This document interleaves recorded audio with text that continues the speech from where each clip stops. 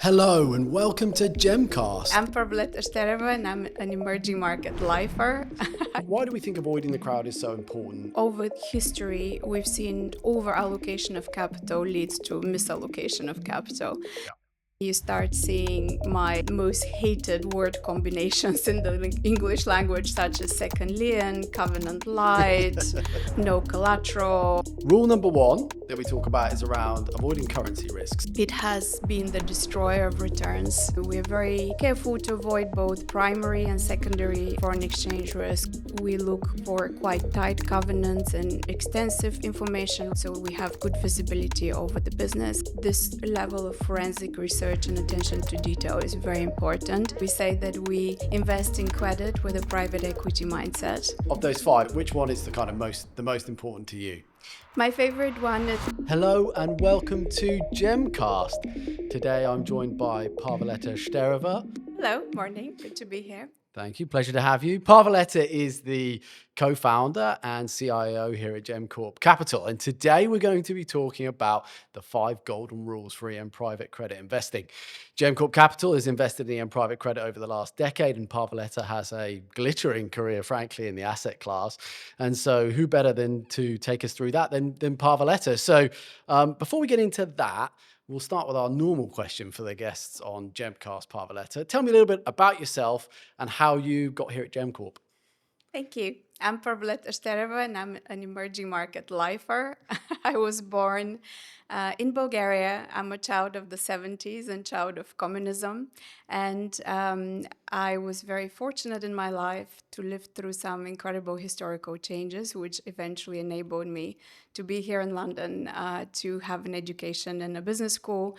And I found myself into banking and to emerging markets by chance, which then became a bit of a destiny. So I started my career in 1994 as an emerging market economist. I did that for 5.5 years. I always ever wanted to be an investor, so eventually I got the chance to do that.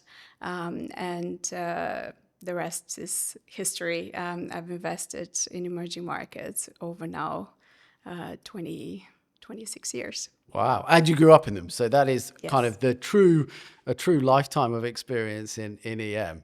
Well, it's amazing. So look, rule number one that we talk about is around avoiding currency risk. So let's kind of tell me why that's so important, why it matters, and then kind of how at Gemcorp we kind of tackle that. Yes, a very important rule and something that we stand by. It has been the destroyer of returns for a lot of asset classes in emerging markets. We can talk about multiple equilibria and put everybody to sleep. But suffice to say that the foreign exchange rate is very often a shock absorber. It's a very rapid adjustment mechanism to respond to external shocks and also to respond to sometimes unorthodox policies in the countries. This is something that should not be played through private credit. I don't want to enrage my macro colleagues to say that it's a very dangerous investment vehicle, but it definitely has to be monitored and managed on an ongoing basis, on an active basis. And again, private credit is not the place for it. So we're very careful to avoid both primary and secondary foreign exchange risk. We do lend in dollars or in hard currencies, but we also make sure that our borrowers have access to hard currencies, whether they're an exporter or they're sovereign in a country that has decent level of foreign exchange reserves, or they're corporate that find themselves in a jurisdiction where there is a vibrant and liquid foreign exchange market. All of these things are very important. Okay, so you're structuring then essentially in hard currency, so that's what, dollars and euros? Dollars and euros, yes. Okay. Typically. And then in terms of sort of then managing that sort of secondary risk then, to what extent do you kind of, when you're looking at the borrower, like where do you draw the line in terms of their kind of access to hard currency? Is there like a hard and fast rule for that, or is it just a very kind of qualitative analysis to understand their kind of ability to acquire dollars. And not necessarily hard and fast rule. We would like to service borrowers that also earn in local currency. So, for example, you may have a telecoms business that is very cash flowing and a very good borrower. They earn in local currency by definition. You then look at their domestic FX market and how functional it is.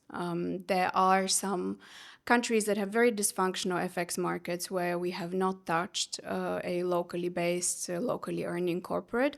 But there are other markets that I think to some investors surprise there is a sufficient liquidity in the local market for our borrower to be able to exchange and expatriate the profits so that they can service the debt. So we would really need to look at their cash profile, how their revenues come, and then have big attention to the host jurisdiction. What are their macroeconomic policies? How the FX market works? Is there liquidity? Are there multiple exchange rates? And the extent to which it's really practical, and we can assume that our corporate can obtain hard currency. So yes, it's a bit more involved than just saying we just service exporters or we just service sovereigns. That will limit our space of operation quite substantially. No, that's really helpful. And I think it helps shed some light on this topic about, it's very easy to say, oh, we structure in hard currency, but it's more complicated than that. So that's helpful. Okay, so we've avoided currency risk. We're structuring in hard currency. We're only going to borrowers who have good access to be able to kind of service a hard currency liability. So rule number 2 is about structuring to recover. That sounds a bit scary. Take me through what we mean by that. Well, let's not be negative. Let's call it structuring for success. Structuring for success. Okay, I prefer that. Because it's a two-way process. There are two sides to this coin. The first is facing the borrower. We would like to structure a facility that doesn't unduly tax them. Okay. So we have to examine their cash flows or the timeline of the project that they're investing in with the loan that we extend to them. What is the timeline? What is the execution space, and which revenues they can expect in the future? What will be the structure of these revenues? So we need to structure something that does not make it impossible for them to service or overloads the business to such an extent that either they go into difficulties or produces some unwanted behaviors where borrower almost feels like, I cannot service this, let me just proactively try to restructure this when things start getting difficult. So this is something that is very important. The borrower has to get good utility from what we're offering them so that then they're quite willing to service our loan. So on one side, and then on the other side, protecting our investors. And what that means is to obtain good place in the capital structure, typically senior secured space. We typically look for borrowers that have not very layered capital structure where we can control the stack through that senior secured place. We look for quite tight covenants and extensive information rights, so we have good visibility over the business and the execution of the business plan. We create a single point of enforcement, typically offshore, to be able to react quickly should things be starting to get difficult. So through these two lenses and a lot of creativity and problem solving, we achieve to a final structure that hopefully gives utility to borrower and protects the lender, protects the investors. Okay, that sounds like quite an intensive process. Like, I'm guessing we're not just receiving a term sheet from a bank and, signing on the line and being done. We've got to work. You're really working with the borrower to structure quite a tailored solution then. Yes, it's really like tailoring a suit, I suppose. Near Savile Row here as well. So we're near Savile Row, so we're in the best place for that. We, again, try to negotiate something that borrower is happy with. So we have, let's say, some elements of a puzzle that they're putting together with borrower. We also have extraneous factors such as jurisdiction, macroeconomic policy, regulatory environment, that all has to be taken into consideration to be able to create something really solid. So it's quite an iterative process. We also, something that should be mentioned is that we started and built our firm to be able to be a complete private credit investor. So starting from origination, structuring, legal, of course, portfolio managers. So we have the entire value chain, also sausage factory Yeah. of instrumenting first and investing in a loan facility. So this allows us to be creative, Yeah. to be responsive, and also to be quite fast if needed to respond to a financing need. Okay. I prefer tailoring to sausage factories. For an Yes. analogy, maybe we can go, well, especially as a Yes. vegetarian. For me, that's Yes. important. Sorry, it's That's not always beautiful. That's true. I That's have true. to say. That's fair. So the first two rules around currency and structuring, they feel quite EM specific, but the third rule is about know your borrowers. So that feels like that's one that could be sort of general. But tell me a bit about that and why kind of knowing your borrowers is so important for us. Yes, I think that's a universal rule. Okay. It's also something that the regulator very much wants us to do. This is very important. As they say, a leopard never changes its spots or Yeah. cannot change its spots. So in the history of an individual, in the history of a company, their associations, you can pick up a lot of signs for future behavior, be they red flag or be they really positive signs. Added to that, in emerging markets, investors have a lot of concerns around corruption, around fraud, or around political pressure. So one has to be quite forensic to get this right. This is very important. And then we go into this broader topic of due diligence where, yes, you look at the business model, you look into the market in great detail, you look into the regulatory environment, the macro environment, the political cycle. There is a lot of digging for the truth, if you will. Yeah. Again, not a very pretty metaphor, but it is this very meticulous work to get to the truth. Yeah. And to make sure that we're facing the right people and the right situations. And I have to say something here, and it's a topic that I'm very passionate about. Very often when investments go wrong, and historically have gone wrong for people, they blame it on emerging markets or they blame it on a geography. You know, people can never make money in Africa, or everybody has a horror story about investing in a certain jurisdiction in a certain sector.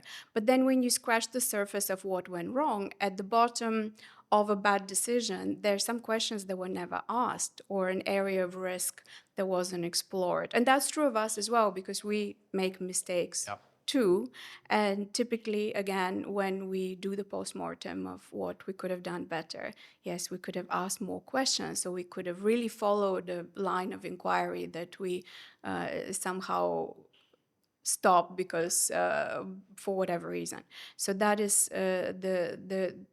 this level of forensic research and attention to detail is very important in credit in general, in life, especially in investing. Okay, that makes sense. And I think there's obviously an angle there that is, while it's a universal rule, which is especially important in EM, because to your point, we're dealing with in some challenging markets. So we really need to understand our borrowers. Okay, I think in EM, this one's probably not so hard to adhere to as a rule, but avoiding the crowd, I don't know whether that's ever been a huge problem for us over the last decade. But obviously there are pockets within EM where there are definitely more demand than others. So why do we think avoiding the crowd is so important, and how do we sort of make a judgment call on that rule? Avoiding the crowd is important because over history, we've seen so many times that over-allocation of capital leads to misallocation of capital. And what that means for credit is typically you start seeing my most hated word combinations in the English language, such as second lien, covenant light, no collateral. And essentially what happens is that in an end of a very bullish cycle, people start taking equity risk and dressing it up as credit and pricing it as credit. And the mispricing is almost the least of the problems. Where you encounter the biggest loss of value is, well, first of all, number one, fraud, but number two, where you have taken much bigger risk than what you initially set out to do, and then you don't have the correct structure, the correct powers, the correct collateral to recover. And this is something that for us is very important. We don't like being in competition, not because we don't like competition, but we don't like being in a situation where we have to start watering down elements that are very important to us, such as covenants and security. So in a way, that avoid the crowd one sort of links with the structuring point in the sense Correct, that, yes. by being, the obviously sometimes the only lender, we're able to structure that solution that suits us, but also suits the borrower. And by being the only choice, we're able to be very strong in terms of how we structure. That makes sense. Okay, then look, last of the 5 questions until we delve into further points is being proactive. So my sense is that we're a credit investor, come along, we write them a check, and then 4 years later, hopefully we get the principal back and we all move on with our lives. But it's That's probably certainly more something. complicated. Yeah, that's certainly something that happens in markets a bit with investors that run very large portfolios and cannot possibly pay attention to each individual credit and Yep. debt. It could happen to a private asset investor as well if you sort of take your eye off the ball. We tend not to do that. We say that we invest in credit with a private equity mindset. And that means a whole lot of things. Not all of them are negative. In fact, most of them are not negative. We try to get involved in the governance of the companies that we lend to keep an eye on execution of the business plan and execution of the project that we're financing, but also to hopefully make a positive impact in terms of governance, in terms of bringing other funders, bringing equity investors, maybe potentially customers. There is a special affinity, I think, between people that have started and built a business. We built 2 businesses over the last 11 years, and we have a huge amount of sympathy and understanding for an entrepreneur that is building a business in what is very often a difficult macroeconomic environment and a different world environment. So we have not only sympathy, but a lot of patience if things go wrong because of exogenous shocks that the business has to go through that were completely unanticipated. We have absolutely no patience if the trust is broken, if we see bad behavior, and this is where the page turns and we do need to, with regret, enforce and step in very quickly to remedy the situation. And so most of the time, I would say 95% of the time, we are a positive force. There might be times that it gets painful, but we feel comfortable in that because we're defending the rights of our investors and we're protecting value. And sometimes to do that, you have to make some quite hard decisions that potentially will hurt shareholders and the board of that business. Okay, that makes sense. So, taking us through the 5 rules. So, of those 5, is there a specific one you think, that is the number 1 rule that we think about all the time? Are they linked together? Like, which one is the most important to you? My favorite one is avoiding the crowds. Okay. It warms my contrarian heart. Okay. This is what we built the firm on, to be expeditionary, to be brave, to be intellectually curious, and to supply capital where capital is in very short supply because others fear to tread. So that, for me, is the inspiration and has been the inspiration for a lot of our colleagues here. One more question.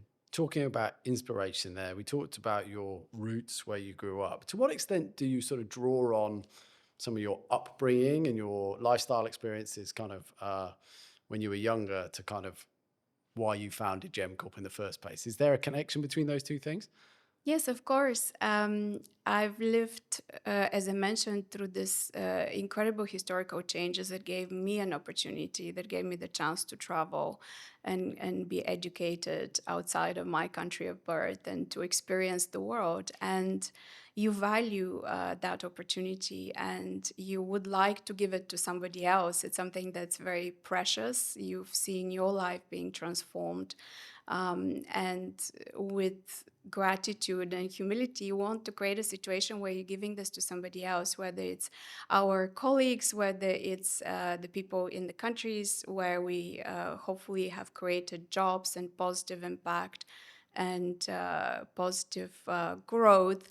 So that is something that, yes, it's close to my heart and close to the heart of my colleagues. We are a very diverse firm, and most of us were born elsewhere. And again, I think most of us are living a life that we did not expect to live when we were children. So that is opportunity and transformation. Yeah, and it's truly inspirational as well. I want to see some of the things that we've achieved. So congratulations to you for building that as well. Well, look, I think we've covered the 5 rules. We've covered your favorite rule, sausage factories, Savile Row, and everything else in between.